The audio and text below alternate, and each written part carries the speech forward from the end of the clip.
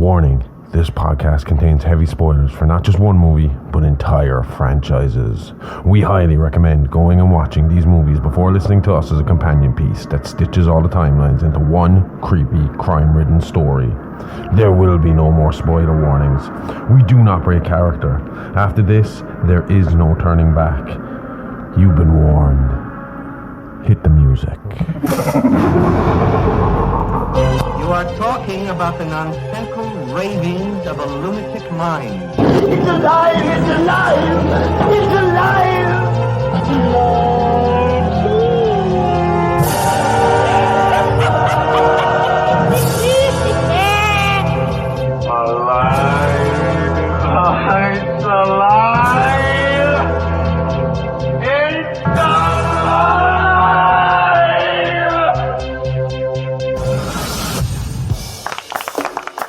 Hello and welcome to It's Alive podcast. This is a true crime, paranormal, interstellar podcast covering unbelievable stories that sound like they were ripped straight from the pages of a Hollywood script. I'm your host, the man of many names, the outlaw Hardy Ray, the bruiser Bronson, Dr. HR Smokenstein THC, or you can call me Josh for short. And with me as always is my very own Scream Queen, the perfect combination of beauty and brains, the bride of Smokenstein, the India horror, the expert, the guts and gore, the gorgeous, the sexy Amy Rose. Now, if you're here to listen to the debut episode of It's Alive podcast, well, tough shit. It's gone. It's been taken away by the proper authorities and locked into the warehouse at the end of Indiana Jones. Yeah, so when we started the project, the goal was always to create the best shows possible. Like shows that we could take pride in and that were worth listening to. So quality means a lot to us. That being said, when we listened back to the debut Ghostface trilogy of episodes, while we were proud of the story we told, and it's the same story that makes up this episode today, we felt it was our duty to the listeners and to the story to go back and make the episodes we had set out to make on day one. When we first recorded the original episodes, we were still finding our voice, and so we had an idea of what we wanted, but we still hadn't figured it out. Over the past few months, we feel we've started to deliver better and better shows, but the feeling that something was missing from our debut bugged me. So for that reason, we're going to do exactly what the movie studios do and hit the reset with an It's Alive reboot. Today, we're going to retell the story of the Ghostface massacres that ran from 1996 to the year 2000. Same narrative, new comments and discussion, and buttloads of enthusiasm and energy, and the original, which survives only on Patreon, was very monotone. So just like the legendary galactic historian George Lucas, see episode 14 to get that reference, we're going to get into the story again, remastered and retold in ultra high definition awesomeness. Except for a podcast, so no HD. It doesn't matter. None of it matters. It's all just made up of Matrix bullshit. So sit back, put your earbuds in your ear holes, and let's get into this story one more time. The story we're going to start today is about a little town in California that suffers from a violent curse, spanning over 25 years and spawning 12 killers over 6 separate massacres. It will be difficult for anyone who is a true crime horror fan to not have heard the case of Woodsboro and the Ghostface killers. This bizarre series of events has spread through generations, infecting one or two disillusioned teens every few years, with the results yielding a body count of 48 victims, most of those being teenagers. For us to cover this story as a whole, we need to break them up over 3 episodes, focusing on the first set of killers today and looking at the first run of copycats and possible conspiracy angle over the next 2 episodes. Like I said earlier, this story stretches over 25 years and there's a lot of story there to tell, but mashing it all into a few episodes is very difficult and could get a little repetitive. So what we're going to do is focus just on the first 3 sprees that occurred between 1996 and the year 2000. And over time, I'll share the rest of the stories with you because I think each of these attacks really deserve their own episodes and spotlight. Today our focus is on the OG killers, the original Ghostface, Billy Loomis and Stu Macher.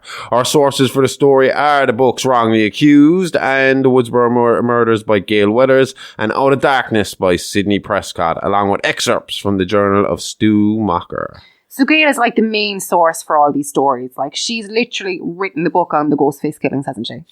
That she has. For each spree, there's an accompanying book written by Gail. She's actually taken a lot of shit for this over the years. Some people blame her books for the ongoing attacks, with each release being adapted to film and eventually inspiring the next round of Ghostface attacks. So when it comes to Stu's input here, we use the word journal loosely because it's more like a scrapbook of depth and thoughts. And what we used from the book are the little bits that made sense and were relevant to our story. See, I used to have one of these copies, you know, the ones covered in upside down crosses and pentagrams with metal lyrics and pics of hot goth girls pasted on the pages. Yeah, I had one of them. Hot goth girls and all. All right. No, I had Your Man from Him on my phone. Vilvallo. Mm-hmm. Yeah. I follow him on Facebook. He's a bit... Is he still around? Yeah, I don't think he's in. I think him are a separate thing without him for a good while now. Oh, I would have thought he was dead at this stage from cancer. I mean, that man used to brag that he preferred to smoke. He preferred Marlboro to air. Yeah, I read that. Yeah. But I literally saw a quote from him in the last few weeks that came from like the early 2000s, and he was like, "Was it drinking and sex or smoking and sex? He doesn't really do or that they were very infrequent, and he got little pleasure from either." Smoking and sex. It sounded like you were saying smoking insects. Oh, smoking insects. I don't think anyone gets any pleasure from smoking insects. No, That's a very fucking weird thing to do. It was either smoking and sex or maybe alcohol and sex. Oh, there's sex a spider. Light her up. She checked her shoulder when I said there's a spider. Oh, shit. Okay.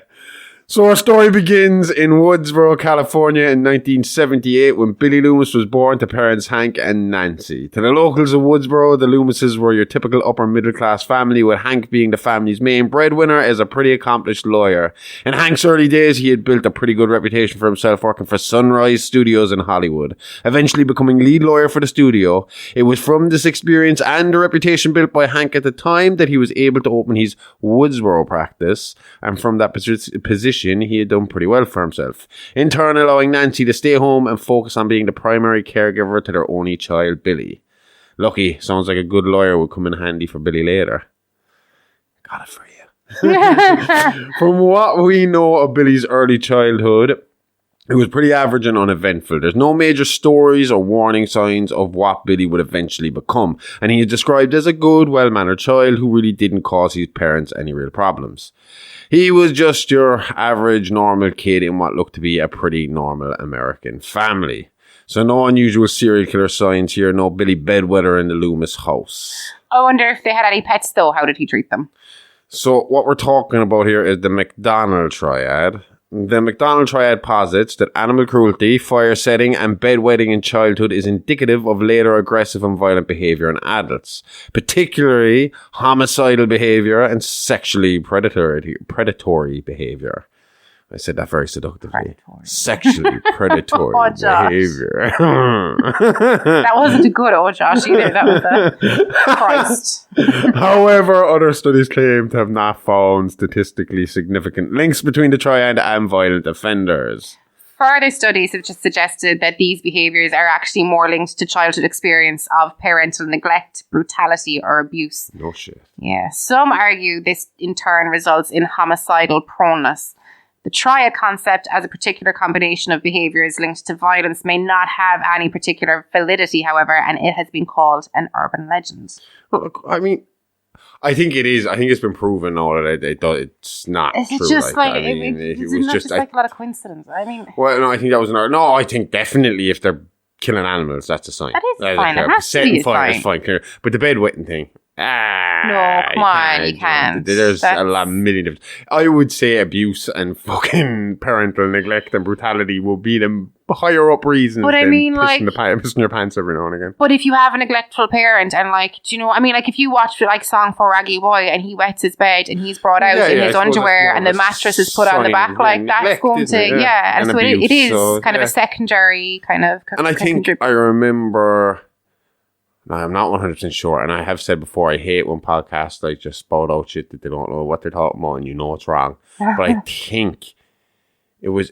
No, it wasn't Ed Gein. I was going to say it was Ed Gein. It was Gary Ridgway, the Green River Killer. As far as I know, he used to wet the bed, and his mother used to kind of embarrass the shit out of him for it. Yeah, I think I remember reading that about him. Go out and just beat him for it and fucking make him wash up and wash the dirty sheets. And of all the things you could do to a child, I think that's one of the worst is shaming them like that for wetting the bed. You are going to feel that anyway, regardless of what age you are. I mean, you see that. I mean, that kind of shame, you don't need it reinforced. No. I mean, like you said, so I think that kind of fits more into the triad because of parental neglect.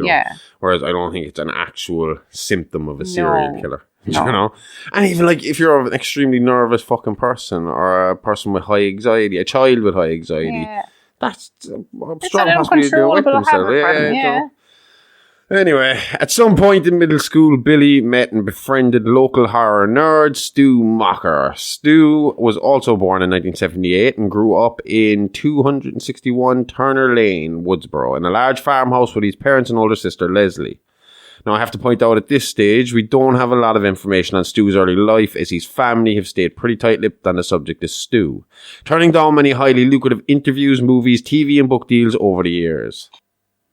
Understandably, they want to try and forget about the massacre and to live their life as best they can under the circumstances. They have since left Woodsboro and have tried to make themselves almost anonymous to the outside world. It's for this reason that we don't directly name them here. I'd like to respect their wishes and just leave them be. If you really need to know more about them, I'm sure you could just Google them in your own time. But remember, they're victims in this story too, who also lost their lives to their son's actions. Maybe it's just time to let them heal and get on with their life. Yeah, everyone forgets about the families be victims too. But that's it. I mean, like, I was just listening to something about the BTK killer's family, and they had to change their name and everything. And apparently a lot of them do that. I mean, like, Ted Bundy's got a daughter out there somewhere. Oh, yeah. Well, I'd change my name if I was Bundy. Like, still living, apparently, rumored to be in Seattle, which is where he would have lived, I think, for a while. I think he went to college in Seattle for a little while. Okay. If you want to know more about that, it's on our Real Monsters anyway, so you can check that out. Yeah. What were you asking? Seattle Rough. Seattle Rough? Yeah. I don't know. I have no idea.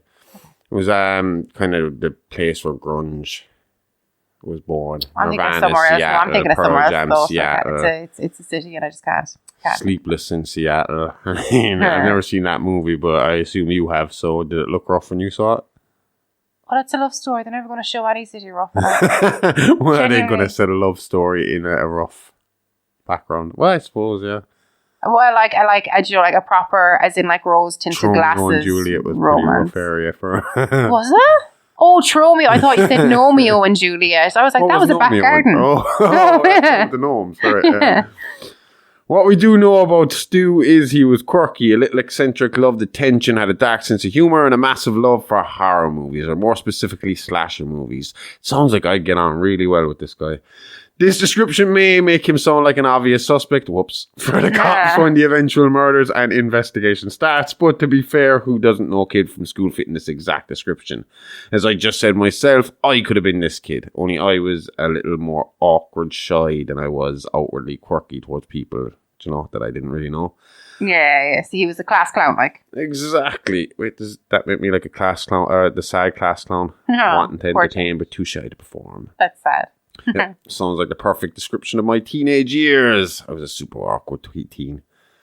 Yeah, I think every teen has that phase. Well, you and me have said it multiple times at this point that if we could go back in time and be kids again, no problem. But the deal would have to include a clause of we get to skip the ages of 13 to 19. Absolutely. I'd be fine with 18. Just get me to 18. 17 maybe. I'd be okay with 17. I suppose once you get through the first half of the teens, you're really through the worst of it. The second half of the teens is more heartbreak. The first half of the teens is more awkwardness. I think the second half is like grappling kind of new emotions, and then the first half of it is trying to figure out what the fuck to do with your body. What the hell's going on? Yeah. I think if I could get to if you skip 13 to 16, just those 3 years. I'd be happy, yeah. Or just like I said to you before, go back into that age, go back to your teens with the knowledge you have now. Yeah. Do you know what I mean? That this thing isn't going to matter in 10 years' time, so don't waste 3 days freaking out about it. Running the place. From what old friends have said over the years, Billy and Stu first started running in the same circles around 1989-1990, just before their teenage years, bonding over a shared love of all things horror. Together, the two used to spend hours fantasizing about the perfect slasher movie death scenes and how they'd play out, framing the conversations as movie ideas to the outside listeners. But that we know would eventually be played out in real life, leaving 6 victims and starting a legacy of death that would continue to plague Woodsboro for years after. Again, to me, though, this is normal. I mean, we both hung out with similar groups. We would have been in the metal community, punks, goths, skaters, metalheads. Horror goes hand in hand with all these kids. My friend group was a blend of all these subgenres, and this is the type of conversations we had while we watched slasher movies. Yeah, friend group is pretty much the same. So it's pretty safe to say at this point that being bullied or being outcast or victims in the schoolyard was not the motive for these school-going killers. They were, from what we can see, pretty well liked and popular guys. They had a pretty good circle of friends, and both guys even had girlfriends. In fact, Stu's third victim was a recent enough ex-girlfriend, and his current girlfriend at the time, Tatum Riley, would also fall victim to his and Billy's real-life horror movie Massacre. This was a huge issue at the time, the whole Columbine effect. Yeah, they went after everything at the time. Comics, video games, music. So obviously horror and slashers would be top of the list when it came to explaining away the violence among seemingly average teens from the late 90s onwards. Introvert teens who enjoyed horror, metal, rap, games or comics were seen as public enemy number one. Think like Muslims after 9/11. Serious profile going on here. So Columbine was a shooting that took place on April 20th, 1999 in Littleton, Colorado, a suburb of Denver. The shooting is also commonly referred to as the Columbine High School Massacre, with a total of 15 dead. The shooters, seniors Dylan Klebold and Eric Harris, murdered 12 students and 1 teacher and injured over 21 others. The murders came to an end with Klebold and Harris turning the guns on themselves, both committing suicide. The shooting marked the deadliest school shooting in American history at the time. The events of the shooting unfolded within the span of under 30 minutes, with Klebold and Harris arriving at the school at around 11:20 a.m. with duffel bags in hand. They first entered the cafeteria with no intention of beginning to start shooting yet. Each bag contained a propane bomb, set to detonate during the cafeteria's busiest lunch period. Prior to their arrival at the school, Klebold and Harris had each placed a backpack containing small propane bombs, a pipe bomb and an aerosol canister at a meadow located 3 miles away from the school. These bombs partially detonated, alerting the police to Klebold and Harris's earlier activities. Following placing the bombs in the cafeteria, Harris and Klebold went back out to the parking lot to wait for the bombs to detonate. However, once they realised the bombs failed to detonate, they began to make their way back to entering the school. The beginning of the shooting was marked by Klebold tossing a pipe bomb into the parking lot, which partially detonated, catching the attention of surrounding students who were there on their lunch break. Many students were confused, thinking it was part of some sort of senior prank, while others took note of their trench coats and concealed weapons, beginning to run from the parking lot. The first victim claimed by the shooting was 17-year-old Rachel Scott, who was shot while eating lunch with a friend in front of the entrance of the school. Klebold and Harris proceeded to enter the school, making their way to the cafeteria. Upon entering, they were shooting at students in the hallway who were under the impression that the guns they were using were paintball guns, thus continuing to walk towards them. One of these students was sophomore Lance Kirkland, who was shot 4 times lying on the floor calling out for help when Klebold stood above him and said, "Sure man, I'll help you," to which he shot him in the face. Kirkland survived, and as Klebold walked away, he apologised saying, "Sorry man," according to Kirkland. Yeah, sure you were, you dickhead. Klebold and Harris passed through the cafeteria, not shooting at anyone. As they made their way to the staircase leading to the library, according to ABC News, witnesses say they were laughing and shouting positive things such as, "This is what we always wanted to do! This is awesome!" Knobs. At this point in the shooting, the police were made aware that there were shooters in the school through a custodian staff member calling the head deputy. So 2 of the deputies who arrived were in the process of rescuing 2 injured students on a hilltop adjacent to the school when Harris noticed the police officers and went back over to the entrance and began shooting at the deputies. They began shooting back, and after one of the deputies had fired 3 rounds of his ammo, Harris retreated back inside with no one hit.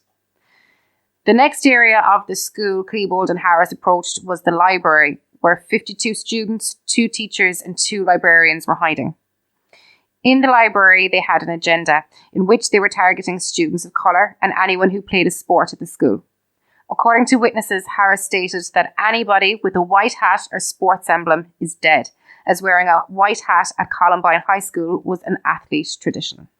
Many students attempted to remove or hide their white hats. Klebold approached a table where 3 students were hiding under. Sophomores Craig Scott and Matthew Ketchter and senior Isaiah Scholes. Isaiah Scholes. Upon discovering them and noticing Isaiah, who was black, Klebold exclaimed, "I found an N-word." According to Scott, Klebold then proceeded to taunt Isaiah with more derogatory slurs and then shot him, killing him. In the library, Klebold and Harris killed 12 and injured 10. They left at around 11:36 a.m., proceeding to toss pipe bombs into the hallway as they were heading back down to the cafeteria. They made rounds around the school, storming down hallways and looking in classrooms before re-entering the library, which was mostly empty of students, except for those who could not move due to their injuries. According to police reports, by 12:08 p.m., Klebold and Harris had committed suicide. Following the shooting, fear was instilled in students nationwide. While some schools in the US implemented stricter security measures, such as checking bags and installing metal detectors, there was no action taken at governmental level in terms of policy or legislation. At the community level, there were several accounts of post-traumatic stress disorder and other mental health struggles among survivors, along with a survivor committing suicide a year after, and a survivor's mother committing suicide 6 months after. In terms of immediate responses, the school was shut down for the rest of the year with only 2 or 3 weeks remaining. Classes were held for students at a high school nearby. The Columbine shooting raises several important questions relating to gun violence, mental health among teenagers, and to also what this suggests about American culture. If you want to know more about this, I can see in the crystal ball, since this is our debut episode, that in about 14 to 15 weeks' time, we cover this on a show called Real Monsters on our Patreon. In depth, and I mean in depth.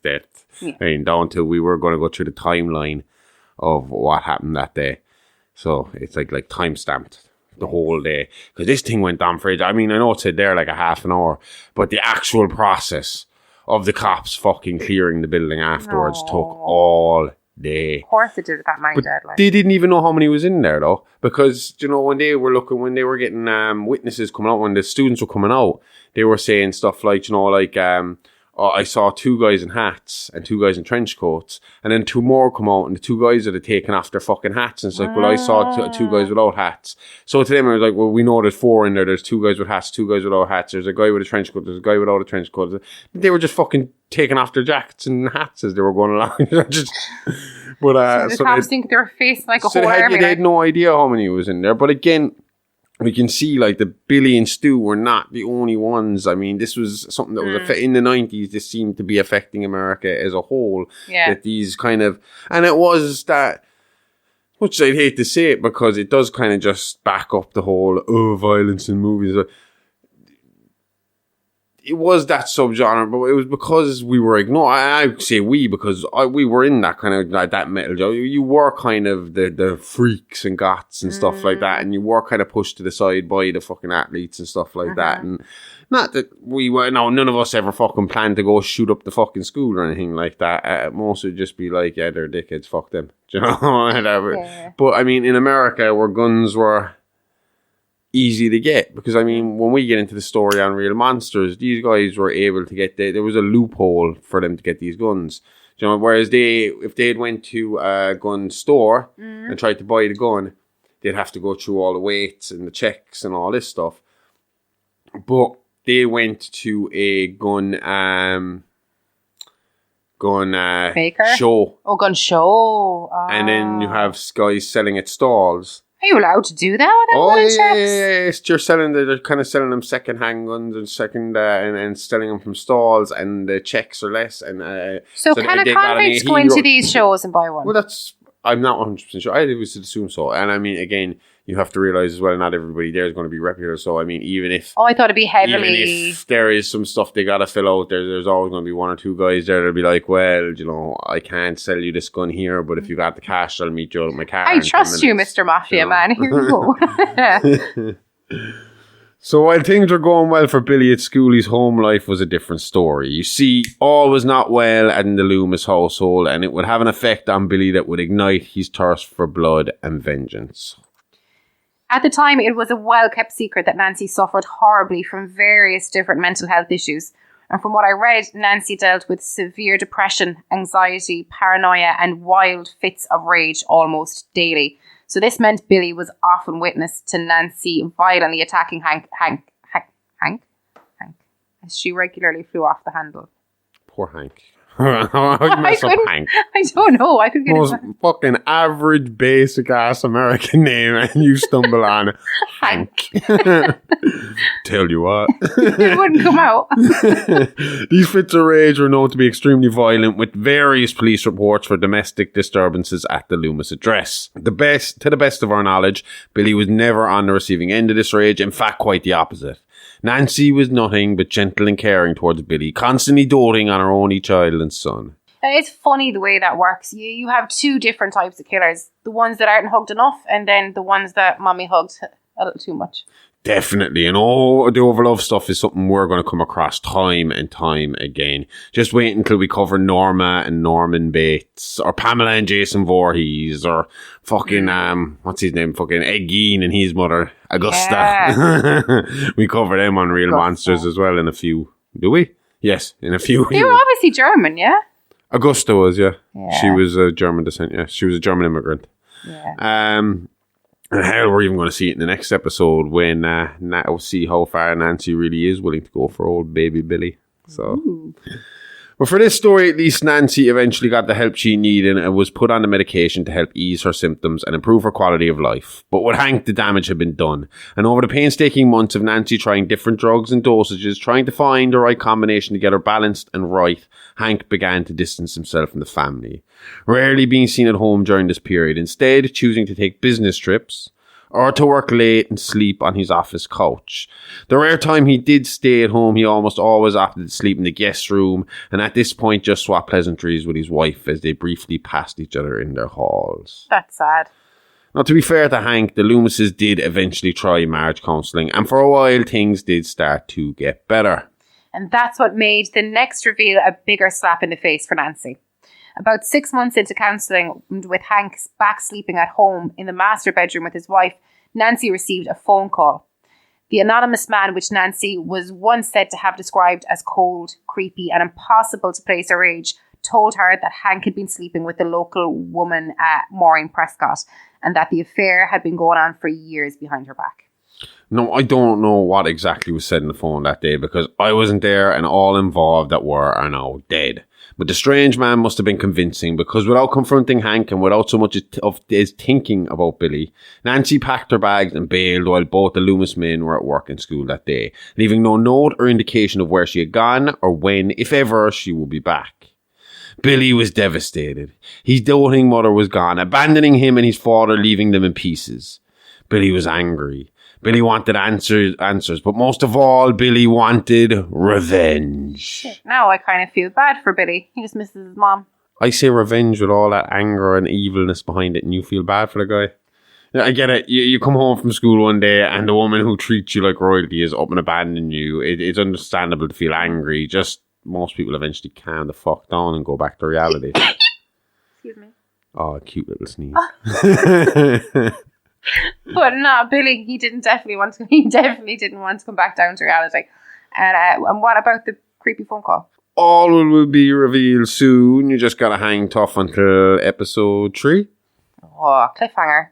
Now, Woodsboro is a small town, and I think most of our listeners who have grown up in small towns could tell you that rumours travel fast around a small place like that. So it didn't take long for Billy to get the answers he was looking for, and with Stu in his ear ramping up the fantasies, it wasn't going to be too long before tragedy would hit Woodsboro and would start a curse on a town that still runs to this day. Nice to know that it's not just small towns in Ireland that can't mind their own fucking business. Yeah, he sneezed wrong in an Irish community and it'll be in the local announcements at Mass that Sunday. So as I said, it didn't take Billy too long to figure out what it was that caused his mother's sudden departure. And while yes, rumours spread through Woodsboro like wildfire and pretty much everyone knew Nancy had left Hank due to his extramarital misdeeds, what they couldn't tell Billy was who he was cheating with. Ooh, juicy gossip and a mystery. So one night after a marathon session of their favourite killer flicks, Billy and Stu decided to start following Hank. Billy was determined to find the home-wrecking bitch that had driven his mother away, and when he found her, he planned to get rid of her, opening the door for Nancy to return and for his family to be put back together. So we know Billy's motive, but what's Stu's excuse? Stu's excuse is simple. He's a psychopath. He just wanted to live out his horror fantasies. To be honest, I think people sleep on Stu a little bit. Like you said, Billy has a motive here. Yeah. Billy had a strained home life and was witness to his mother's violent outbursts, not to mention what he might have inherited from Nancy when it comes to his mental health. Stu, on the other hand, had none of that. Stu grew up in a close and loving family. He was just a spoiled and entitled kid who wasn't spanked enough as a child, or maybe spanked a little bit too much, if you know what I mean. Stu was just a psychopath drawn to violence, your average, everyday serial killer piece of shit. There's a chance that without Stu's influence, Billy may have even been helped with therapy and may have never gotten past the fantasy stage. I mean, we'll see later when we talk about the murders that Stu's attacks were often more violent and theatrical. He was looking for shock and awe. He wanted to be the big, scary killer from the movies, but instead he was relegated to the stooge, the sidekick, Billy's little lapdog. So it sounds like you think Stu is the real catalyst for all the Ghostface stuff. I just think he might be overlooked. And maybe I'm giving him too much credit. I mean, there is another version of these events that really downgrades Stu to just another patsy. And it's something we'll discuss in detail in part 3 of the series. Right now, I'm just working on the information we had roughly around the time of the first massacre. I don't want people to think I'm downplaying Billy's involvement here either. It is super possible this would have played out all the same way without Stu's involvement. I mean, Billy had some serious mommy issues and an all-around deep hatred for nearly all women. But the likelihood really is that Billy and Stu just formed the perfect storm together, and that storm was about to hit the people of Woodsboro hard. I've seen pictures of Billy and I think he was born to kill. He is sleazy and slimy looking. And if you add in Stu, it's definitely not a two heads are better than one kind of situation. Like, I can only imagine what two sick minds like that could cook up together. No need to imagine, because I'm going to tell you. Because this is where the hunt begins. The boys went to work planning their little stakeout, deciding to take it in shifts, tailing Hank until his bitten aside revealed herself to them. It didn't take too long for that to happen. That evening, as Billy and Stu sat in the Loomis basement discussing their plan again, they heard Hank call to tell Billy he was heading out for the night. And the guys, being the go-getters they were known to be, sprang to action, following Hank to a small motel just at the edge of town. There, Billy and Stu watched him get out of the car, walk to room 203, and knock on the door. It was then Billy saw the face of his first victim and in his mind the source of all his anger, hate and pain. It was a face that he recognised instantly as Maureen Prescott, the mother of his girlfriend of 2 years and one of the main sources for this story, Sidney Prescott. The big reveal. Sidney Prescott at the time was the only known child of Neil and Maureen Prescott. Sidney was your typical good girl next door kind of type. The type you'd be happy to bring home to meet your parents. A near straight-A student, Sidney was rarely, if ever, in any real trouble, and as far as teenage girls go, she was a relatively mature and level-headed girl for her age. Hooking up with Billy in her sophomore year in Woodsboro High in 1994, the two seemed to have a pretty good relationship, with Sidney being completely in the dark in terms of how far her boyfriend's horror fantasies really would go. With everything I've read, up until the first massacre began, the only real complaint Sidney had towards Billy was that he could be a bit pushy when it came to sex, or to be fair, the lack of sex that was going on in their relationship. Sidney was a virgin when she met Billy, and for 99% of the relationship didn't feel quite ready to fully pop her cherry, much to Billy's frustration. Little did she know, though, it was her virginity that was keeping her alive for most of the first attacks, and we'll have a lot more about that a little later in the episode. You know, I used to kind of feel a small bit bad for Billy in that sense, but the information that's come out in the last 4 to 5 years about Mr. Loomis's extra... Let's just say him and Hank had a few things in common, and we'll get into it in later episodes when we talk about what Billy Loomis might have been up to in the background. But yeah. So basically what you're saying is all we have to do is stay pure and keep our legs closed and think of Jesus and serial killers and leave girls alone. Don't be spreading that Christian propaganda on this podcast. They want us to keep it in their pants, then they should just keep it out of the playground. Billy and Stu sat in Stu's car in the motel car park for hours waiting for Hank to come out. So Billy was seething and had nothing but revenge on his mind. The plan was simple. Wait for Hank to leave, then grab Maureen as she made her way out to the car. From there, they would take her to a nearby wooded area and do what they felt was needed to be done. Once Hank left, the pair began to pump each other up, really getting the adrenaline pumping. These guys were ready to go, and if Maureen had come out there that night, there is no doubt in my mind they would have killed her there and then. And if they had, maybe they would have been caught, and this would have all ended with one tragic death. But fortunately for Billy and Stu, Maureen had other plans that night. Much to the surprise and amusement of the two aspiring killers, Maureen wasn't ready to pack up and go home just yet. And about 40 minutes after Hank left, she had another male caller come to her room. This man's name was Cotton Weary. Yes, the Cotton Weary of TV talk show fame 100% Cotton. This is the story that catapulted Cotton to fame in the late 90s and ultimately what will bring on his demise in the year 2000. I was a bit young at the height of his fame, but I found links to 100% Cotton online in my early 20s and I was obsessed. There's only like 2 seasons, and when I first found it, I swear I missed a week of college and just lay around in bed binging on food and 100% Cotton. So juicy and wild. I remember some of the episode taglines like, the guy who married a horse, and I'm going to confront my hooker daughter. Good stuff, solid trash TV. Loved it in my teens, which leads us nicely in, you see. Along with being psychopaths, Billy and Stu were also dumb teenagers. And the thought of old Maureen Prescott whoring around town with not one but 2 men and one knife, then going home to play perfect mother to sweet little Sydney tickled their funny bone. This moment of levity brought about a little clarity, causing Billy to abort the night's plans, instead opting to slow down and plan the murder correctly. They wanted to kill Maureen, but they wanted to get away with it too. Using the new addition of Cotton as a pawn, Billy and Stu planned to murder Maureen and pin it on Cotton.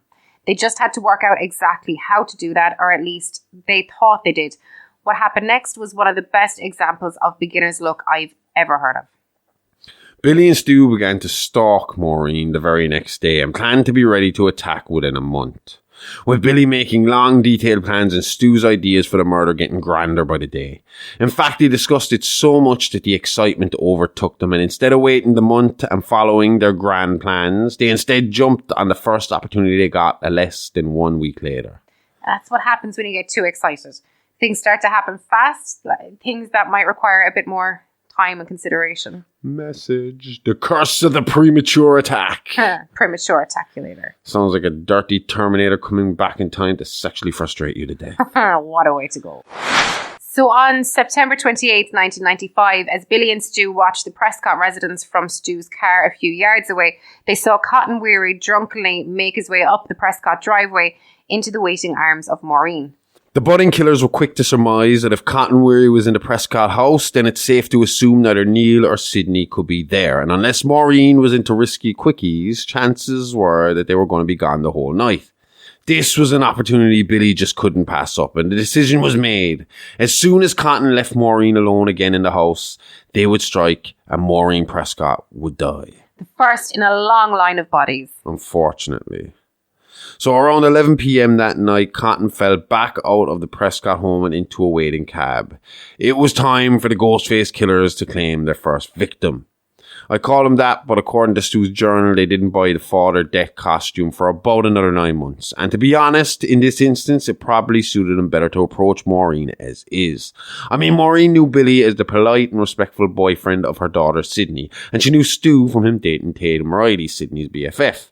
At this point, she had no reason to fear or be suspicious of the pair. Maybe she just thought it was her lucky night. I mean, she did have Hank and Cotton on the same night. I'm not slut-shaming, I'm just making an observation. We don't know exactly what Billy and Stu said to gain entry, but what we do know is once inside, they unleashed a nightmare on this poor woman that would make Freddy Krueger blush. Over the next few hours, they proceeded to rape, torture, disembowel and stab Maureen, leaving her in the end nothing more than a mess of blood and guts. Yuck. According to Stu's journal, they sat and ate cereal when it was all done because killing is hungry work, and then relaxed watching cartoons until the sun was about to come up. It was at this point they decided to clean themselves up and leave. I wonder is that where BTK got the whole cereal box thing from? where he hid his messages in cereal boxes around Wichita thinking he was being funny. He was a serial killer fanboy. Maybe he took some inspiration from the Ghostface killers. He was a pathetic little shit. We have a full profile up on him on Patreon. Such a little bitch. So far, this was a crime of opportunity for the pair, and they hadn't really thought about how to tie in Cotton.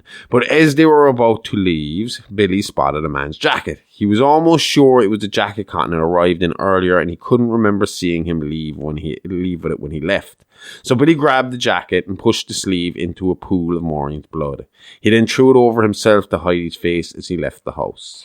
It's here the killers hit another massive stroke of luck, because just as Billy turned the corner away from the house, Sydney was arriving home from Tatum's, and she caught a brief glimpse of Billy, or more specifically, a glimpse of Cotton's jacket.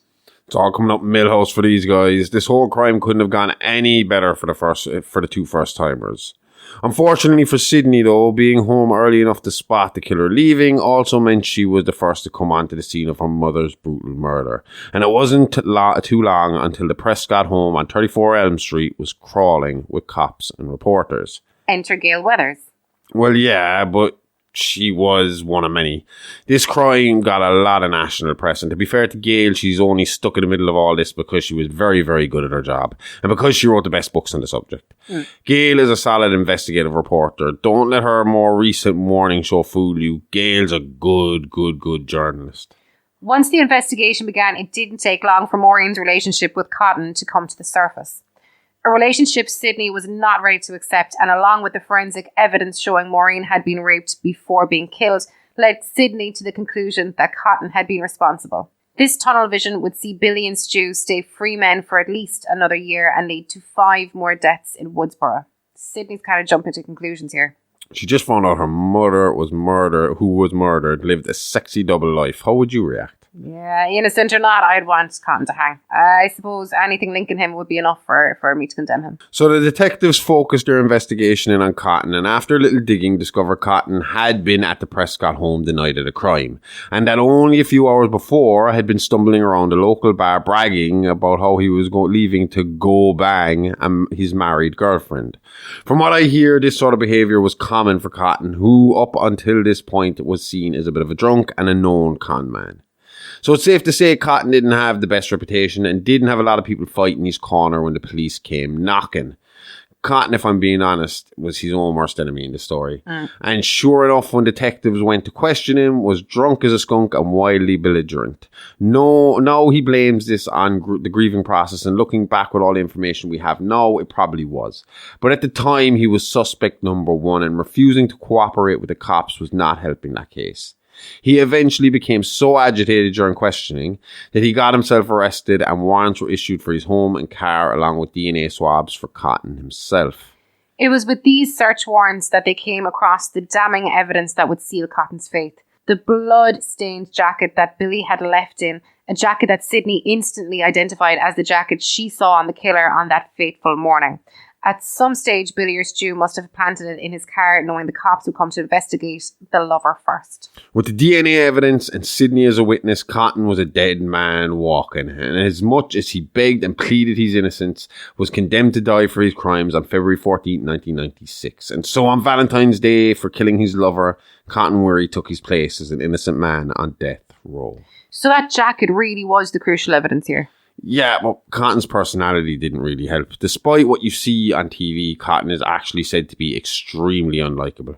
And a lot of people have said he made himself the main suspect just by being himself. Yeah. But yeah, the jacket was the straw that broke the camel's back. So with Cotton's conviction, it was official. Billy and Stu had gotten away with murder. And it's quite possible that if they had been able to stop, then our story would end here. But just like an addict joneses for a fix, the murder of Maureen Prescott only served as a gateway killing to more mayhem. And as the months passed, Billy and Stu found themselves again discussing fantasies. Only problem is now they had gotten away with it once, and instead of thanking their lucky stars, they just grew more confident and decided to mark the anniversary of their first successful kill with a massacre unlike anything the small town had ever seen before. So you're saying essentially the Pringles slogan applies here. Once you pop, you just can't stop. The Pringles slogan fits many special scenarios. But yes, Billy and Stu popped open a can of murder, and they had some serious munchies. The way they saw it, Maureen was just the opening story to their movie. A plot point that would drive their narrative forward. To be a real slasher flick, they would need multiple victims and a solid lead girl, or their final girl. The final girl is a trope in horror films, particularly slasher films. It refers to the last girl or woman alive to confront the killer, ostensibly the one left to tell the story. But in their movie, the final girl falls to the big bad killers and they would write the final scene, again framing an innocent man for the crimes, allowing them the freedom to plan their sequel. For Billy, there was only one girl that would fit this role perfectly, and that was his long-suffering girlfriend, Sydney. Billy had thought that killing Maureen was going to quench his thirst for vengeance, but since Maureen's death, his anger had simply been inherited by a completely unaware Sydney. The way he saw it, the apple wouldn't fall far from the tree, and that if given enough time, Sydney would turn into a lying, cheating whore just like her mother. Poor Maureen's name is getting dragged through the dirt, so she had a high sex drive. Is it a crime? No, but what about poor old Neil? Oh, that's right, she's married. She should have just told Neil what she was into. They could have done their thing together. Yeah, maybe. I mean, it's definitely a modern solution that's become more accepted in society in 2023, but this is 1996, and that generation still lived their public life on strict Christian values. And hardcore Christians are known for being relationship experts. So the plan was as follows. They would wait for Neil Prescott's next business trip and they would kidnap him.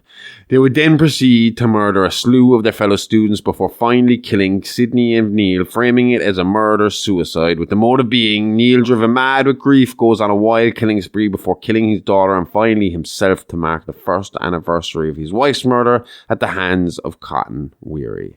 Billy and Stu would, of course, be the only survivors, shaping the narrative in their favour and making themselves the final heroes in the Woodsboro murders. They got away with it once, and it sounds like it was the same plan again, just a bit grander. I understand why they were maybe feeling a bit cocky and confident about this one. So on Wednesday 25th, 1996, a little after 10 p.m, Billy and Stu were ready to shoot the opening scene to their scary movie. The victims for this scene will be 17-year-old couple of Steve Orth and Casey Becker. Casey is the real target here. She was the ex-girlfriend of Stu Macher and super popular with her peers. Stu knew that taking out Casey first would be enough to cause a huge stir around the town, and Billy knew Casey sat next to Sydney in a few classes and saw it as a way to play mind games. For Billy, this all has to link and revolve around Sydney, and Stu was on board for that, but he was more interested in killing and the impact it had on the town as a whole as opposed to just Sydney. Makes sense. Stu doesn't really have the same revenge motivation Billy has. Seems like Billy's plight and targets were just lucky convenience to Stu.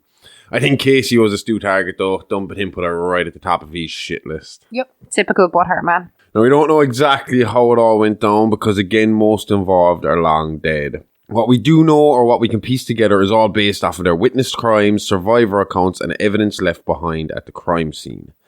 We know that just after 10 p.m, Casey received a phone call from her killer. We know from Sydney's accounts that Billy and Stu like to play with their victims first, telling them that if they play a horror trivia game and get the answers right, they would let the victim go free. But if they got them wrong, they die. The only thing is, usually the final question was something to set up their attack, asking stuff like, where am I watching you from? Or what room in your house am I calling from? This usually left the victim in shock, placing them temporarily in a frozen state of terror, allowing the killer duo to pounce and attack their prey. From what we can tell from the crime scene, at some point during that phone call, Billy or Stu took Steve, who they had taken prisoner on his arrival at the Becker home, and gutted him on the poolside patio, presumably in full view of Casey. While one was outside killing Steve, the other was inside the house getting ready to get Casey. From the mess in the house, it's clear that Casey put up quite a struggle, even breaking loose long enough to get away from her attacker, not realising just yet that a second was waiting for her outside. It was around this time that Casey's parents came home to find the front door open and the house filling up with smoke. Casey had been making popcorn when Billy and Stu attacked, and it caught fire just moments beforehand. While Mrs. Becker put out the small fire, Mr. Becker went to investigate. It was he who came across Steve's disemboweled body on the patio. Sensing he and his wife were in danger, he instructed Mrs. Becker to ring the police and go to find safety at the neighbour's house down the street. What Mrs. Becker heard when she picked up the phone was every parent's worst nightmare. Casey still holding the cordless landline phone, was desperately trying to call out to her mother for help. And all Mrs. Becker could do was stand by and listen as Billy and Stu butchered her daughter only yards away from her. That is heartbreaking. Pretty rough, alright, and it gets worse. Because if that was the sound of every parent's worst nightmare, then what Mr. and Mrs. Becker saw next was truly a vision from hell. Upon realising the severity of the situation, Mr. Becker ushered Mrs. Becker out to the car. But as soon as she stepped outside the door, all their worst suspicions were confirmed, and they found Casey hanging from a tree, her guts lying in a steaming pile by her feet, her face twisted and stuck in a look of absolute sheer terror. Jesus, these deaths are so hardcore and heavy. Like, once these guys get into the killer mind frame, they turn into vicious animals. Even the posing of the body for maximum shock, just twisting the knife a little more when it comes to traumatizing Casey's poor parents. Yeah, they really wanted to make a statement with Casey's murder, and it worked. That night put Woodsboro back on the front page and put law enforcement under some real pressure. Before the death of Maureen Prescott, Woodsboro had been voted one of the safest places in America to live. Crime was petty and the violence was usually down to too much alcohol and could easily be solved with a night in the drunk tank. So it's safe to say that the brutality and frequency of the murders over the last 12 months was a lot for the Woodsboro Sheriff Department to deal with. And while Woodsboro has a top-notch policing unit now, back in 1996 it was a much smaller and more local operation that didn't receive a whole lot of funding from the government. The Cotton case fell into their laps and in their eyes practically solved itself in what was viewed as an open and shut case. But now, with the death of the two teens on their hands and the brutality in which they were murdered, the Woodsboro Sheriff's Department had to up their game and had to work quickly to solve the case before any more bodies dropped in their small, quiet town. It was for that reason that on September 26th, the day after Casey and Steve's murder, the Woodsboro Sheriff Department took over the high school with the plan to question everyone in the school with any link to the victims at all. Classmates, teachers, staff and custodians alike. Sheriff Burke was determined to leave the school with a lead or a suspect that day, but unfortunately, he had no luck. When we say all classmates were questioned, we mean all classmates, and that included Billy and Stu, each using each other as an alibi for earlier in the night and visiting their respective girlfriends later on and fudging the time a little to make it seem like they couldn't have been in two places at once. A gimmick they liked to lean on while people were still thinking the crimes were that of one man. This seemed to satisfy the sheriff, and with a school full of students and staff left to question, was happy to dismiss the pair and move on to his next interview. Oh, so close. Yeah, maybe if it was opposite day. Yeah, they could have maybe taken a little more time to kind of grill him. Good cop, bad cop. Like, I've read a bit about Deputy Dewey, and I reckon he'd pull off bad cop. No problem. We obviously been reading from different books. The name Barney Fife appears in most of the descriptions I've read of him. Are you saying this man is not a genuine hero? Or hasn't he been involved and stabbed in nearly all of these cases and still always helps bring down the big bad killers? Well, at least that's what it says in the movie. You can be nice, albeit clumsy guy, and still be a hero, and we'll definitely talk about his contributions to Ghostface downfall a little later in the story. As Sheriff Burke and Deputy Dwight Dewey Riley interviewed the school, a media circus descended on Woodsboro like a plague of hungry locusts, starved for a scoop and ready to do anything to get it. None more prepared than the woman whose books make up the main sources for our story today. That woman was none other than the celebrity crime reporter, Gail Weathers. Much like Cotton, this story is what pushed Gail from simple reporter to celebrity, and to her credit, her first book, Wrongly Accused, was the first bit of media to question the events surrounding Maureen's death. Gail was convinced of Cotton's innocence and planned to make her career off his case. So as soon as she got wind of another murder so close to Maureen's anniversary, she started to hypothesize that possibly this could be the same killer, finally proving that Cotton was innocent and boosting her book sales and follow-up book sales in the process. I was watching some of Gail's old news reports on the scene at Woodsboro, and I have to say, she is one brave woman. Oh, definitely. I mean, like, have you seen those suits that she used to wear? It takes balls. Lime green suit is definitely a power move by Gail. 90s girl power all the way, man. I wonder if she was a Spice Girls fan. Yeah, in her dressing room blasting, if you want to be my while getting pumped up. With Neil out of town and her mother's anniversary looming, Sydney made arrangements to stay at Tatum's house that night, not wanting to be alone in the house in the dark with all that was happening. Tatum had been set to collect Sydney at 7:30 that evening, but practice went long and she was running a little late. It was as she sat waiting for Tatum that she received her first call from the killers. Billy and Stu were using an electronic voice disguising box, making them impossible to recognize. And for the next 10 minutes or so, they went back and forth, trying to intimidate and scare the brave and defiant Sydney. It's believed that this attack on Sydney was played out by Billy, and at that stage, he was not quite ready to kill his final girl. There was more victims in line ahead of her, but the movie needed tension and good scares, so that's what he set out to do. He was hell-bent on terrorising Sydney before he finished her off. And even though Sydney didn't know at the time, she was safe from death for that night at least. At this point, you may be asking, why would Billy attack Sydney and leave her alive to tell the tale? Surely no, he was rumbled, and it would only be a matter of time before the sheriffs would be knocking down his door. But you forget, this is a real-life slasher movie, and what's a slasher flick really without a scary masked killer? The moniker the Ghostface Killers had to come from somewhere, and it came from a cheap drugstore Halloween costume Billy and Stu used to hide their identity and instill fear in their victims.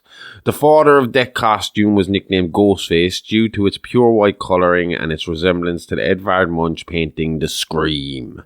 To be fair, for a cheap Halloween costume, the mask is pretty frightening, and I can imagine it filled the role it was intended for. Why is it that mask killers seem almost invincible? Right, mask on, you're terrified. Mask off, and you'd probably fancy your chances against one of these little shits. Yeah, I know, right? But do you remember we talked about this before when I was wrestling? Back when I was wrestling, there was a guy. He's like the biggest promoter in Ireland, Joe Capre. And Joe Capre had two gimmicks. One was Luther Ward, which was a kind of traveller gypsy gimmick. Mm-hmm. And the other was Omen, which was a demon gimmick, and he wore a demon mask. And Omen was really scary. And, and I remember being at the show, and me and Roach were opening and closing the show that night. So we were going to be opening the show, but it was going to lead to the storyline to end the show. Yeah. So we were going to beat up the guys at the end of our match, and then the big baby faces were going to come out and save them and set up the main event for that night. Yeah. But originally we were told that Joe was going to be playing Omen that night, and I remember being nervous that I had to wrestle Omen that night. And then about a half an hour later, the promoter came back up to us. He was like, change of plans, he's going to be Luther Ward. And I was like, oh, cool, yeah, I can be that. No problem. Bring him on. Mm-hmm. So terrorising Sydney, Billy chased her around the house, teasing her with his knife, like a cat playing with a mouse before finally swatting it with its paw to devour it whole. With the doors locked and Ghostface Billy blocking her way, Sydney was left with no other choice but to head up the stairs, essentially trapping her deeper in the house with a crazed killer on her tail. But Sydney did manage to find a little sanctuary up there. She barricaded herself into her bedroom and made contact with the police, noticing almost instantly that she was once again alone in the house and that the prospect of law enforcement had scared her would-be killer away. You'd think with an attack like that and the cops on the way, Billy would want to get as far away from the scene as possible. But the temptation of seeing the terror he caused Sydney and the joy of watching the clueless cops struggle with no solid lead was just too much for Billy. He quickly abandoned his costume and made his way for Sydney's bedroom window, ready as ever to play the role of concerned boyfriend. Idiot. But Billy was cutting it close this time, and his cockiness put him in a situation that could have put his plans to an end prematurely. As soon as law enforcement arrived, the abandoned costume was found, and along with a cell phone found in Billy's possession and a close proximity to the crime scene, Billy became a suspect and was taken in by the sheriff for extra questioning. So at that stage in the 90s, we were just getting the hang of cordless landline phones and call cards. Bleepers if you were a doctor or a drug dealer. Mobile phones were only seen in American movies about super rich people, so it was rare for anyone to have one back then. So this is super suspicious. I'd never even seen a beeper in the 90s. Where we live in Ireland. I think my dad had one. I'd never seen one in my life. Call cards is all I knew, to be honest with you. No, my dad had one and he definitely wasn't a doctor. I'm joking. Absolutely totally joking. That's why they called him Meth Dealer Mike. What? Oh my God, now that is too far. I'm sorry, Dad. At the station, Sheriff Burke questioned Billy along with Hank Loomis on his whereabouts that night, and again on the night of Casey and Steve's death. Billy fed them the same story of being with Stu earlier and Sydney that evening, and that he was just called to Sydney's that night, knowing she was alone and wanting to check in on her, swearing he was innocent, claiming his phone records to clear his name. So the decision was made to hold Billy overnight until the records could be retrieved the following morning. Records came back clean. Billy's personal number was not the number used to call Sydney or Casey, even though we know Billy was the one on the other end of the line most of the time. There was also Stu's attempt to get Billy in the clear, again playing on the Ghostface killer can't be in two places at once. Ghostface Stu rang Sydney again that night, teasing her for fingering Billy when obviously the real killer was still free and ready to slash again soon. This destroyed Sydney, who on one hand hated the idea of her loving boyfriend being a psychopath, but on the other was relieved that it might already be over with Billy locked away under the watchful eyes of Woodsboro law enforcement. The killing could stop and she would be safe. But that's not how it all played out. And the next morning, Billy was back in the streets and getting ready to move his killing spree into the next gear. Dude was going into berserker mode, and within the next 18 hours, more bodies would fall. But what Billy didn't know then was he would also be in that pile of dead bodies, ending his part in, but really just kicking off the beginning of the Ghostface saga. So you might be asking how the records came back clean.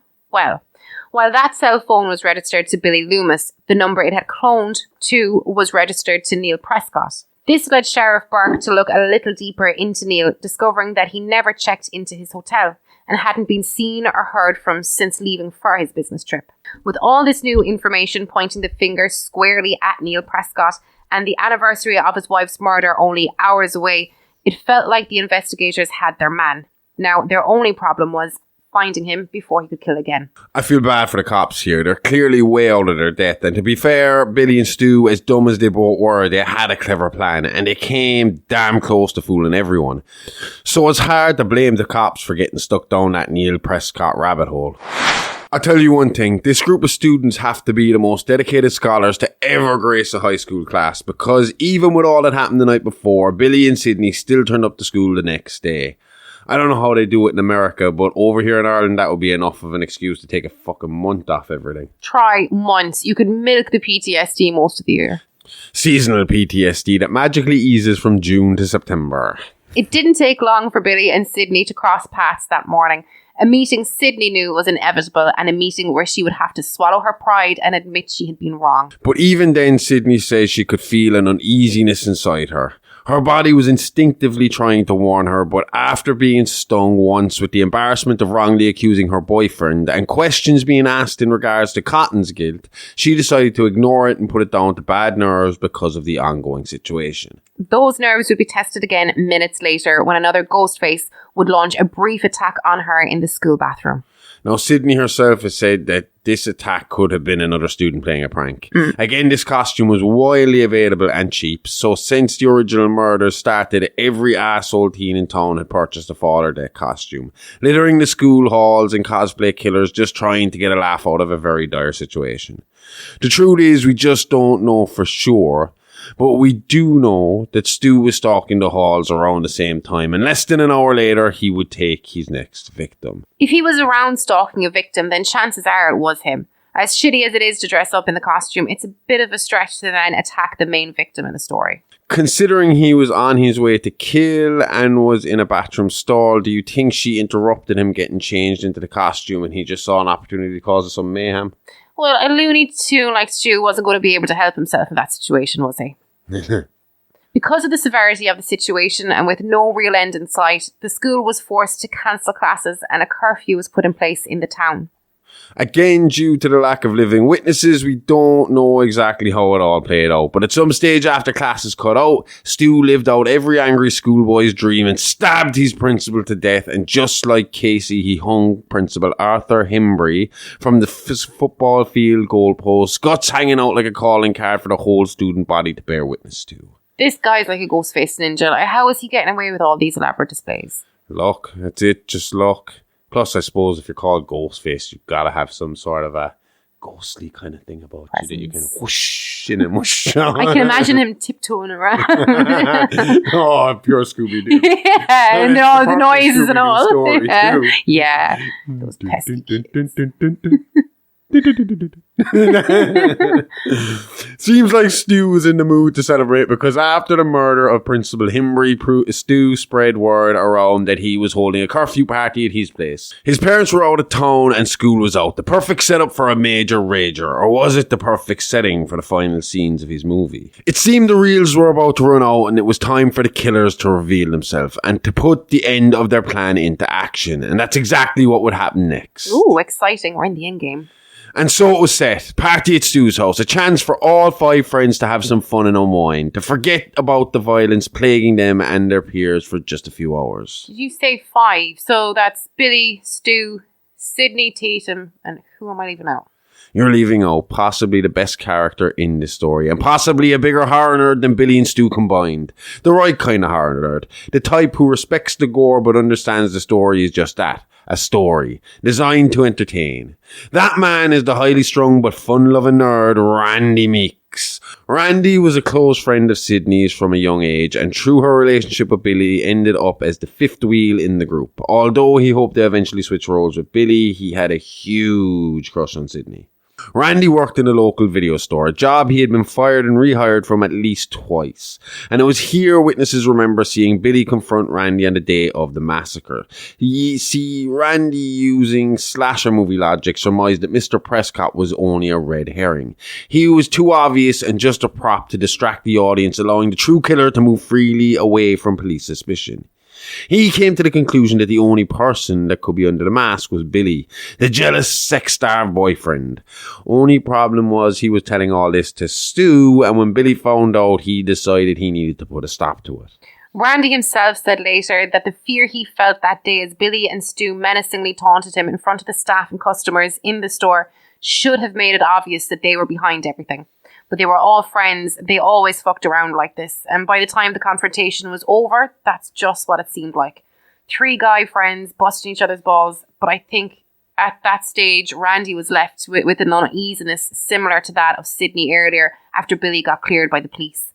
Like, it couldn't really be them, could it? So red flags flying everywhere around these 2 guys. Yeah, no one suspected Stu at all. In fact, the only one to suggest he could be the killer was Billy when he was taking the piss in front of their other friends.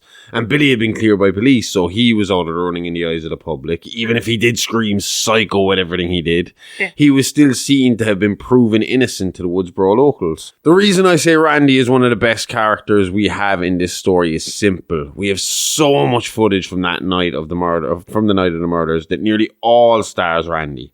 When I say we have a lot of footage, I mean like we have a lot of footage. In fact, 90% of the party is on tape. You see, when Deputy Dewey Riley heard about the party from his little sister Tatum, he decided he would go along and sit outside in the police car to deter any would-be killer and to keep an eye out for Neil Prescott, thinking that if he was the true killer, then he might follow his daughter and her friends to this party. To be fair to Deputy Dewey, as far as cops go, he sounds like he was a pretty cool guy. Like, he could have come up, sirens blasting, sending all the kids home, like there was a curfew in effect. But Dewey, not wanting to be a party pooper, decided to just stay on surveillance. Thing is, though, Dewey had struck up a bit of a friendship with Gail Weathers, and Gail, seeing Dewey as a lovable but soft touch, decided to stay close to him, giving her a straight line to the police investigation and first dibs on breaking news and information. So it wasn't long after Dewey dropped the girls to the party that Gail's news van pulled up to the Macher home. And it didn't take long after that for her to find a reason to get into the house for a snoop around. Using Dewey and her TV celebrity status, she made her way into the party, and while the starstruck teens watched her in awe, slipped a small spy camera into the living room, giving us full view and audio that shows us all just how this evening really played out. Can we use any of that footage here? Maybe. You gotta remember this is 90s VHS video quality. The sound doesn't translate over very well, and being a podcast, that's kind of important. Okay. So from here on out, there is only really one more incident that we have no witnesses to, and that's the murder of Tatum Riley. At some stage over the evening, Tatum went to the garage to get a beer from an old fridge and just didn't come back. Her body was later found by Sydney and then again by Randy, electrocuted and with her skull crushed, hanging from a cat flap in the open garage door. Investigators eventually came to the conclusion that in an attempt to flee from the Ghostface Billy, she tried to escape through the flap, getting stuck in the process. And Billy, being more about the scare than he was about blood and guts, decided to take the easy option, simply opening the garage door, killing Tatum without even getting his hands dirty. We know this one was Billy because Stu was inside playing host at the party at this time. So Tatum's death was just the beginning of the horror that would run wild through the Macher house that night. And it wasn't long before Billy and Stu's endgame would be in full swing. Next step was to lead Deputy Dewey to Neil's car, which they had dumped in a nearby wooded area just before calling in a tip to the sheriff's department.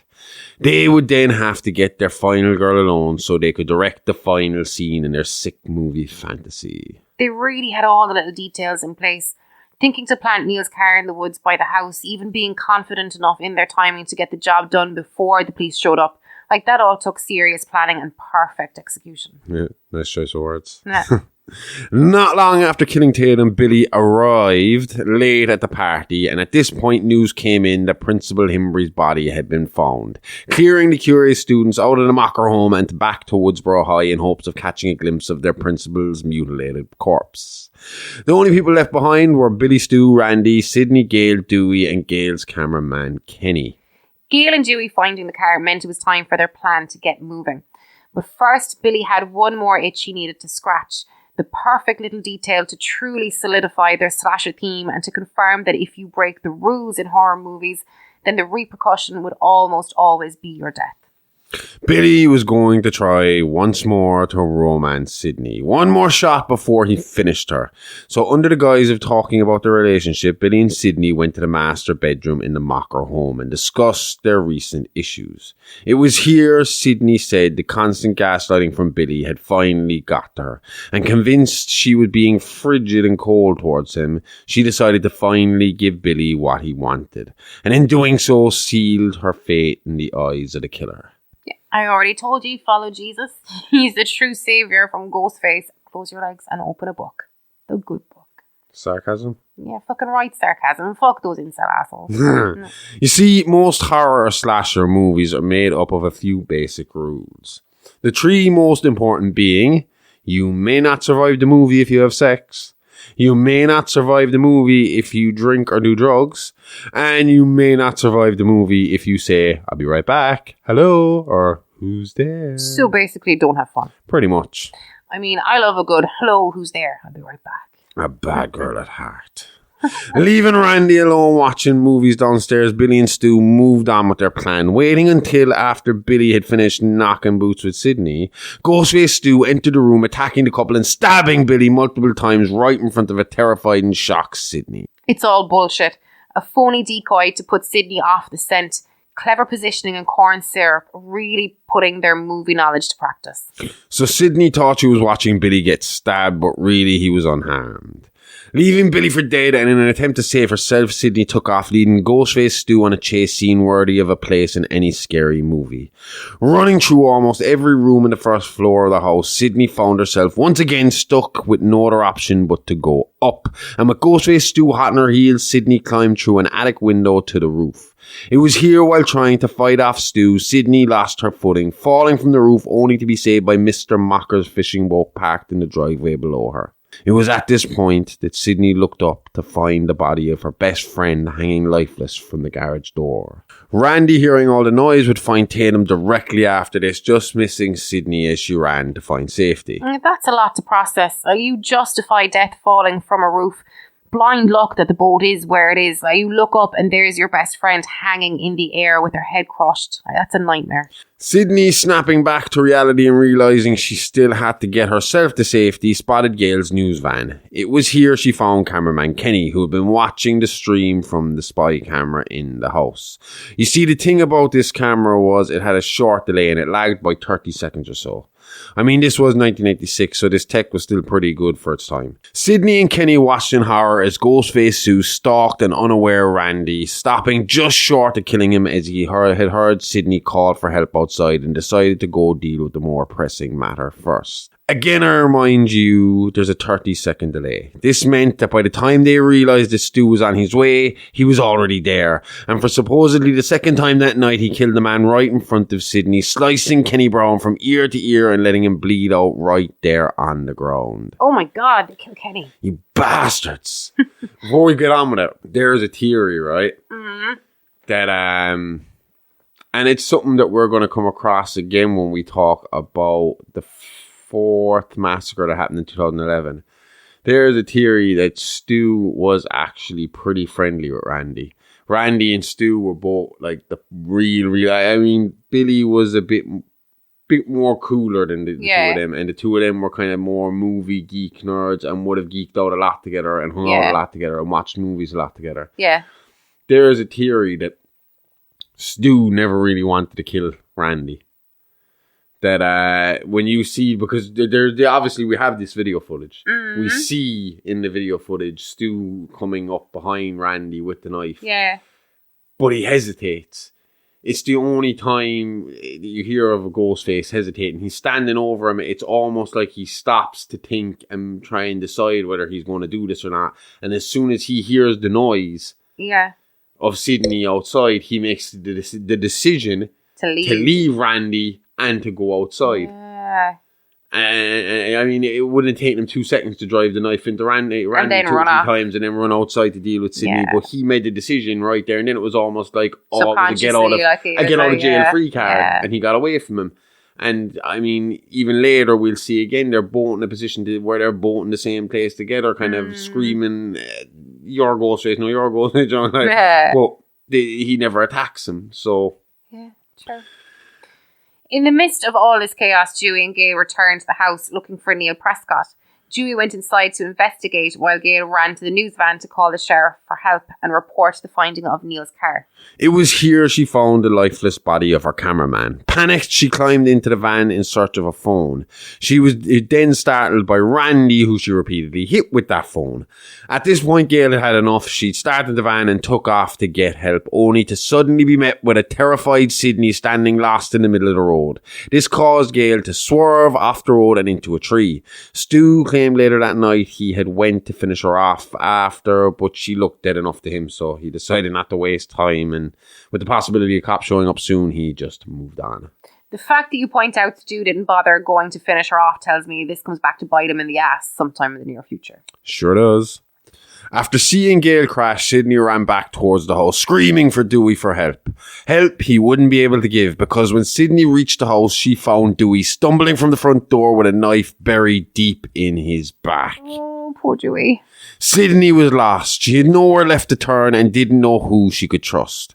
As she stood there, most definitely in a deep state of shock, Randy and Stu, now out of costume, came back on the scene, both screaming accusations at each other. How could she know? Like, it could be either of them or both of them, for all she knows. I just shoot them both in the leg and wait for the cops to figure out. Like, Randy's a horror nerd, but I think he'd respect the logic. Sidney pulled herself together long enough to grab Dewey's side arm, keeping it firmly pointed in their direction and keeping Stu sedated long enough for her to get back inside the house for a brief moment of relief. In the heat of the moment, Sidney couldn't be sure which of the two to believe. But if she had been able to get a second to think, she might have remembered that only a few minutes earlier she had watched as Ghostface Stu had been lurking behind Randy, knife out and ready to strike. But the adrenaline, the confusion and the shock had obviously wiped this from her mind momentarily. Shit, I even forgot about that and we just spoke about it. So you could get how Sidney probably wouldn't remember either, considering everything that's happened and the fact that directly after seeing the Randy Ghostface Stu footage, she witnessed Kenny's murder. Yeah, super traumatic stuff. Like, there's no way she's thinking straight. And the real traumatic stuff is still to come. This is where the real fun part happens. Well, at least for us, it definitely wasn't fun for the rest of them involved. As Sidney stood there, her mind racing, trying to put the pieces together, the supposedly stabbed Billy stumbled down the stairs and into her waiting arms. Billy then convinced her to give him the gun and let Randy into the house, confirming Stu to be a killer along with himself. Yeah, doesn't sound too good for Randy. No, as soon as Billy had the gun, he shot Randy, revealing himself to Sidney as the killer. Luckily, he only got Randy in the shoulder, and although his part in this story ends here, he lives on to fight another day and will feature some more in episode 2. Awesome. I like Randy. If you like Randy, why would you be happy that he features in another massacre? Surely you'd prefer that he, settled down, had a family, lived a happily ever after.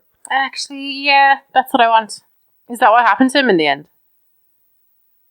Josh? With Randy down and Stu creeping up behind her, Sydney's situation looked truly dire, and as if things weren't bad enough for the unwilling final girl, she had to listen to these two psychos as they revealed their whole master plan like two dopey bomb villains.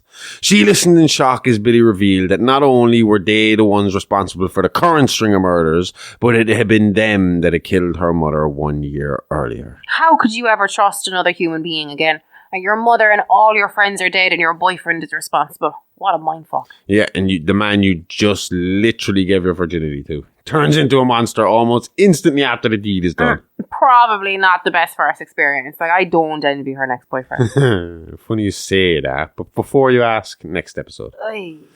Neil, who'd been tied up and gagged on the residence that whole night, was then brought out for the final scene. It was here that Billy and Stu made their fatal mistake. You see, the two knew they couldn't be the only unharmed survivors at the party. It would draw way too much suspicion. So they worked out the safest places to stab and they took it in turns, maiming each other for an alibi. The idiots did all this before killing Sydney and Neil. I mean, talk about giving your opponent the upper hand. This is insane. It can't be real. Yeah.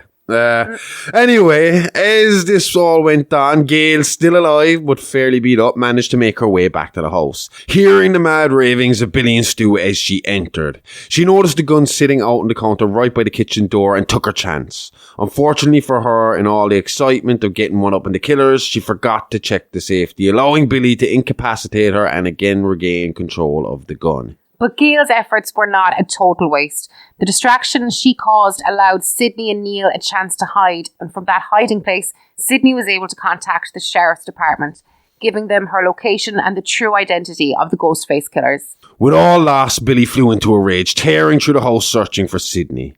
If he was going down, he was going to take her with him. While Billy searched, Stu, weak with blood loss from the alibi stabbings, sunk into denial and began sobbing like a child. Oh, now I feel bad for the killer again. Like, I just want to give him a hug. If you want to be covered in blood, and there's always a chance that he'll decide to get one more notch in his belt and kill you while you're close to the sword, Yeah, fuck him. Through process of elimination, Billy narrowed it in on the closet under the stairs, exactly the place Sydney had been hiding in. Inside, Sydney had found one of the Ghostface masks, and an vengeful twist of fate exploded from the closet wearing it, stabbing Billy twice in the chest with the top of an umbrella. Then, without a second to spare, Sydney had Stu to deal with. They wrestled around for a minute or two before Sydney could get the better of him. There, she found herself right by the living room TV with Stu laid out on the floor in front of her. She finally incapacitated Stu through electrocution by dropping the TV directly on his head. The end. Not the end. Billy wasn't done yet, and with one last ounce of energy, he wrestled Sydney to the ground, raising his knife over his head, and bang! She didn't make the same mistake twice, and Gail turned off the safety, landing a shot directly into Billy's chest before he could bring the knife down on Sydney. And if that wasn't enough to seal the deal, Sydney Prescott put a bullet square between Billy's eyes, officially putting an end to the run of the OG killers Billy Loomis and Stu Macher. Wow. What a story. A clever plan. Nearly perfect, but they would never have gotten away with that. What makes you say that? Gail's camera. Even if they had killed Sydney and Neil and convinced the cops that they were victims, the cops would have eventually came across the camera and they would have been caught. True, but they would have probably had time to set the scene and get rid of the camera before anyone got there. If they had known the camera was there at all, like it was a spy cam. No one but Gail, Kenny and Sydney knew it was there, and I think that's evident from the fact that they stabbed each other before Sydney and Neil. They were confident that the scene was already set. They surely knew that by the time they took care of the Prescotts, all they'd have the energy to do is hit the ground and wait for the cops and paramedics to arrive. Shit, I think you're right. Regardless of how the ending went, Billy and Stu would have been caught and would either be on death row right now or dead by lethal injection. Either way, the story of the OG killers is over, but Ghostface lives on. If you're hungry for more, Ghostface episodes 2 and 3 are up and ready to stream or download. If you like all that, check out our Patreon at www.patreon.com/IAApod for loads of bonus content and extra episodes. and follow us on everything at Alive Pod. And that's it. The reboot is done. We provided you with the quality you deserve. Check out Ghostface Part 2 and 3 rebooted, remastered, remade for your listening pleasure. Also, if you want to contact us, we are available by email at itsalivealivepod@gmail.com. So until next week, I'm Dr. Harley Ray Smokenstein, THC. And I'm Amy Rose, and this is the last time I'm recording this story. It's Alive, all the guts and gore, but none of the guilt. See you next week. Same Alive time, same Horrorverse channel. Love you. Bye-bye. Hey, lady, I love you. Bye-bye.